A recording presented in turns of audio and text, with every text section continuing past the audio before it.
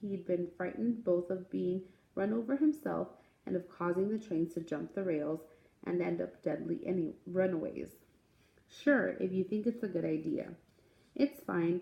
I'm not talking about riding them. They're never moving through the yards very fast anyway. Mostly they're just sitting there. Train yards are for lazy trains. Carolyn was already pedaling towards the creek.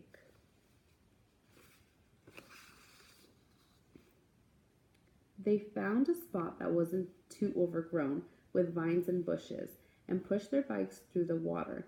It wasn't deep and it wasn't moving. It was too cold now for frogs to be out, but Brian looked anyway. Carolyn called up for him and she set her bike down on the grass before the first set of tracks. Looking left and right across the yard, checking for people and moving trains, Carolyn stepped into the gravel. She picked up a handful and threw it, piece by piece, across the tracks. Come on, she urged, and Brian followed. There was no one around. A few lonely coal cars sat to their left, unattached to any engine. The only long train was at the far end of the yard in front of them, and it wasn't moving. It wasn't even making noise. Carolyn pointed at it. I'm going to check it out. The graffiti on the side of the boxcars was interesting. It was colorful and some of it was beautiful, although most of it was unreadable or profane. Brian flipped the hood of his sweatshirt up and followed her. She was pretty, he thought, and braver than he was, and the combination made him nervous. It also made him very glad that she was on his side.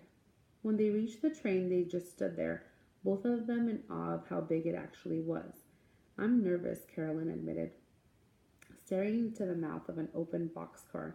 She unbuttoned her jacket but left it on, and she tied her hair back, and she reached up for the bottom rung on the ladder that was welded to the side of the car. You're crazy, Brian said, but inside he was excited. For once, a dangerous adventure that didn't feel so threatening. The cars were standing still, and he wasn't alone. He jumped up to the ladder, too. This is awesome, Carolyn grinned, and stood with her arms spread wide as she faced the parking lots where they had just played. She saw their bikes in the grass. Brian dusted off his knees and ran up down the inside of the boxcar. This is huge, he exclaimed, and then, in an exhilarated burst of confidence, he walked up to Carolyn and kissed her. He nearly missed her mouth, and he knocked her off balance, but she grinned as she sat down to avoid falling over, and he joined her, sitting cross-legged in the middle of the car. It was the first real kiss for both of them. I hope my breath doesn't smell, Brian said. Only like cookies, Carolyn replied, and slowly they leaned towards one another, kissing again, very lightly. 20 cars away, the train engine hissed.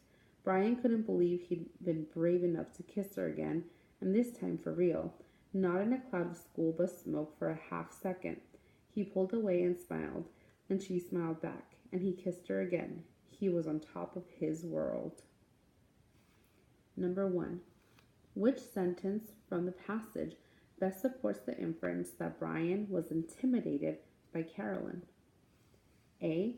They pointed one another in any direction that seemed right, and Carolyn sweated through her t-shirt. B. She approached him in the cafeteria and asked if he wanted to sit down, and Brian, that was his name, led her to his usual section with his usual friends, and that was that. C. Carolyn stopped for a moment to stare at the sky, and Brian took the opportunity to poke her on the side. D. She was pretty, he thought, and braver than he was, and the combination made him nervous. Number 2. Read the paragraph from the passage. I don't know. Let's just go. That's the fun of it. Carolyn grabbed Brian's hand and pulled him up. He made a quick survey of the mess of papers and books on the floor and then hopped along as Carolyn tugged him to the door. What does the use of the word survey suggest? Brian stepped over the papers and books on the floor. A. B.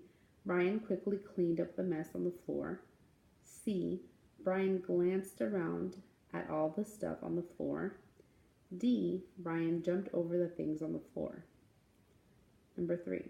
What did Carolyn and Brian do first when Carolyn arrived at his house? A. Eat cookies. B. Do their math homework. C. Ride their bikes. D. Watch TV. Number 4, choose 2 sentences that should be included in a summary of the first part of the story. A. Carolyn and Brian had been dating since September 14th. B. Carolyn and Brian were lost in a stairwell. C. Carolyn and Brian both live in developments that are near each other. D. Carolyn and Brian went to each other's houses after school. E. Carolyn rode her bike to Brian's house. F. Brian was watching TV instead of doing his homework. Number 5. Which sentence best states the theme of the story? A. Have confidence in yourself. B. Sometimes it's good to take a risk and have an adventure. C. Always do your homework before playing. D. Friends can be found in unlikely places.